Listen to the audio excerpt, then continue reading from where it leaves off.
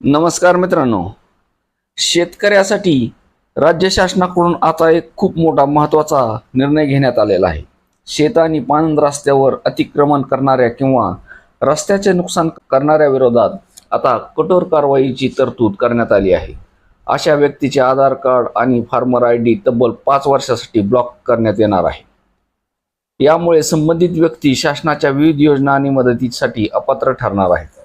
मुख्यमंत्री बळीराजा शेत आणि पाणंद रस्ते योजनेच्या अंमलबजावणीत मुख्यमंत्री देवेंद्र फडणवीस यांच्या सूचनेनुसार महसूल मंत्री चंद्रशेखर बावनकुळे यांनी हा निर्णय घेतलेला आहे. महसूल विभागाने याबाबतचा आदेश जारी केलेला आहे.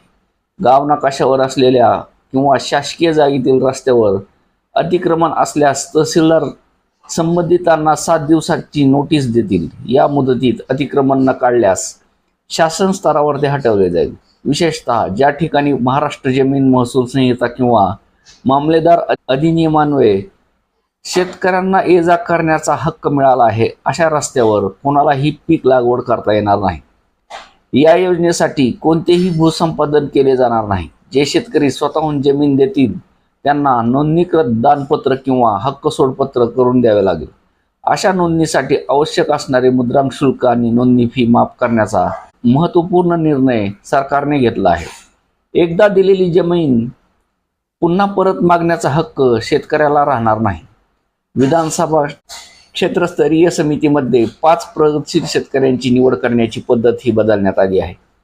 आता संबंधित विधानसभा क्षेत्रातील कोणत्याही 5 शेतकऱ्याचा समावेश करण्याचा अधिकार समितीने अध्यक्ष म्हणून स्थानिक आमदारांना देण्यात आला आहे.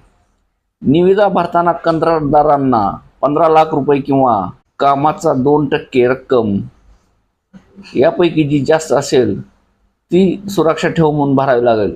कामात कसूर केल्यास कंत्राटदाराला काळ्या यादीत टाकले जाईल. तसेच कामासाठी लागणारी यंत्रसामुग्री ही कंत्राटदाराच्या स्वतःच्या मालकीची असणे आता अनिवार्य राहणार आहे. धन्यवाद.